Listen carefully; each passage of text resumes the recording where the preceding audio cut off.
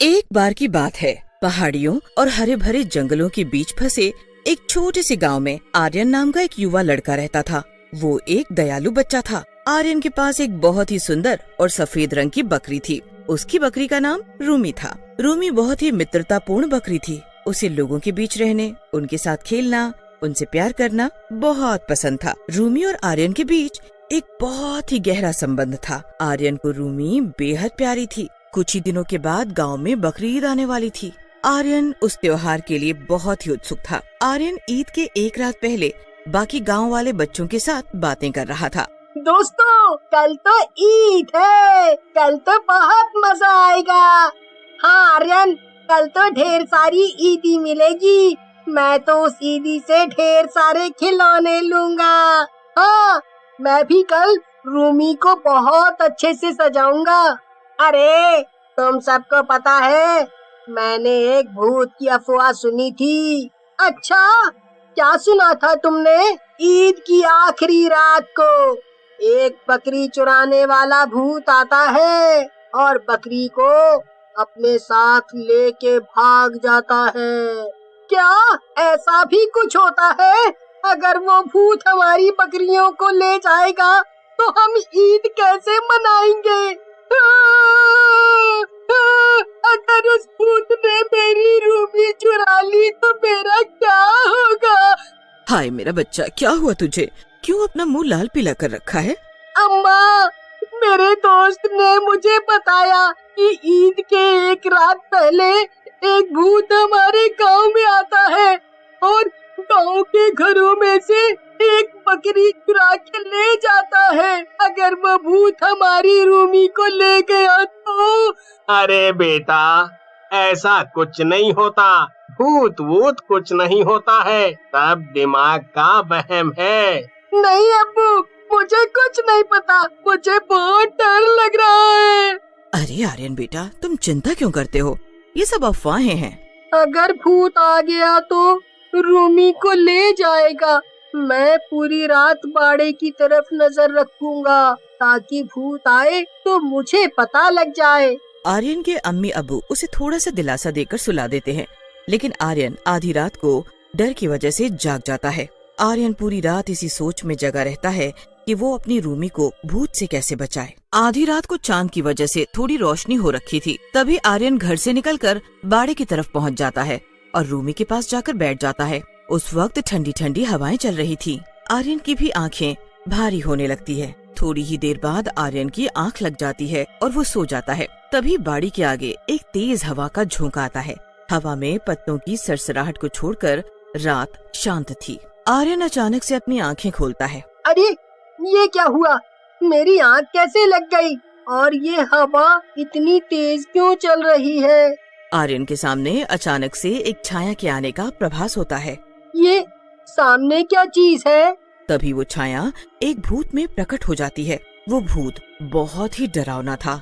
उसका बहुत ही डरावना चेहरा था। उसका चेहरा एक बकरी से मिलता था। उसके सर पर बड़े बड़े और पैने सींग थे। भूत रूमी को लेने के लिए आगे बढ़ता है, लेकिन उसकी नजर आर्यन पर जाती है। जैसे ही भूत की नजर आर्यन पर जाती है, उसकी आंखें लालटेन की तरह चमकने लगती हैं। आर्यन भूत को देखकर बहुत डर जाता है, लेकिन जब वो भूत को रूमी के पास आते हुए देखता है तो उसके अंदर हिम्मत आती है और वो भूत को रोकने लगता है।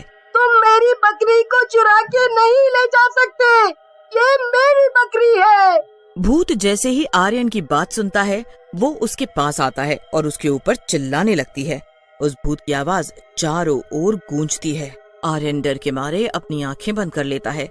तभी भूत रूमी को लेकर गायब हो जाता है।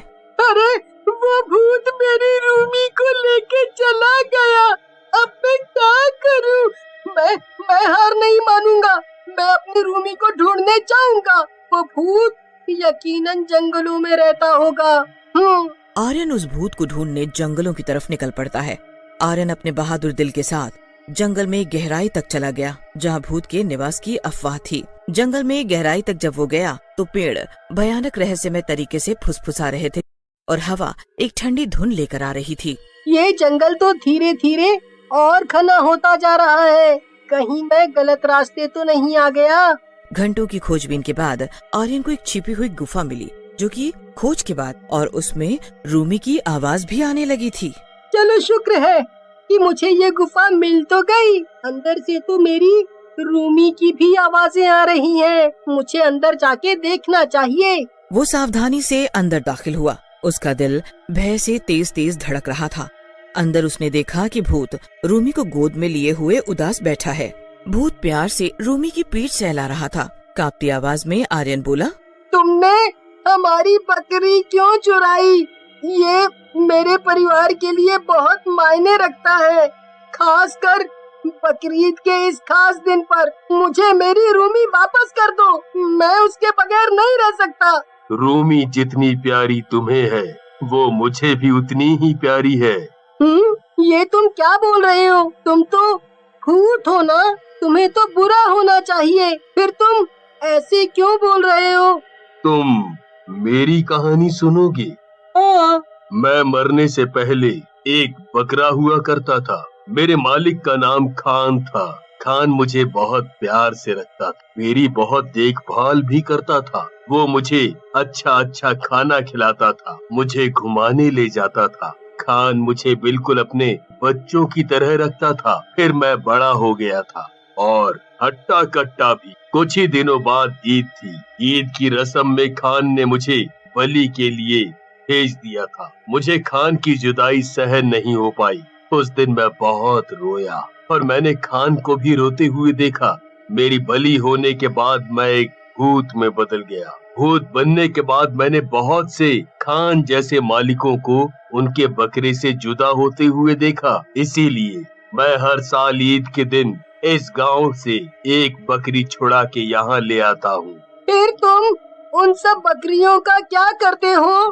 तुम इन सब बकरियों से बहुत प्यार करते हो ना?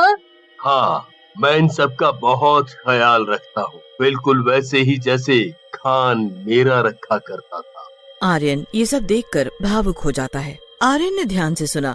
उसका डर सहानुभूति में बदल गया। उसे एहसास हुआ कि भूत ने अपने दुख अपनी खान के कारण, अपने संबंधी की लालसा के कारण ऐसा किया है। तुम चिंता मत करो, मैं तुम्हारी रूमी को भी वैसे ही रखूंगा। उसे किसी भी तरीके की तकलीफ नहीं होगी, वादा करता हूँ। नहीं नहीं नहीं, मैं उसके बगैर नहीं रह सकता। तुम मुझे मेरी रूमी वापस कर दो, मैं उससे बहुत प्यार करता हूँ। खान भी मुझसे बहुत प्यार करता था, लेकिन हुआ क्या, उसने मुझे बलि के लिए भेज दिया। तुम अपनी रूमी को बलि के लिए भेज सकते हो? नहीं नहीं, मैं रूमी को बलि के लिए नहीं भेज सकता। रूमी मेरे साथ खुश रहेगी और सुरक्षित भी। नहीं, मैं रूमी को बलि के लिए नहीं भेजूंगा।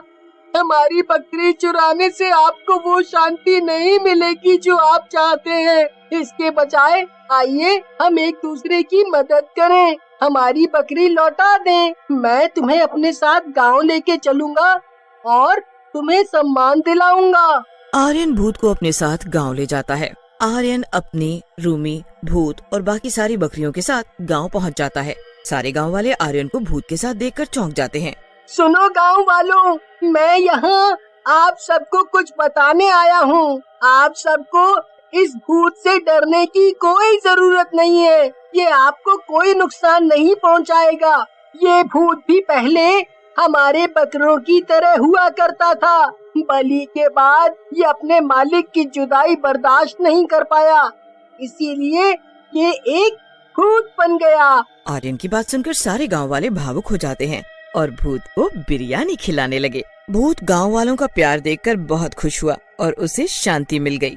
मैं आप सब गांव वालों का बहुत बहुत शुक्रगुजार हूँ। इतना कहकर भूत वहाँ से गायब हो जाता है।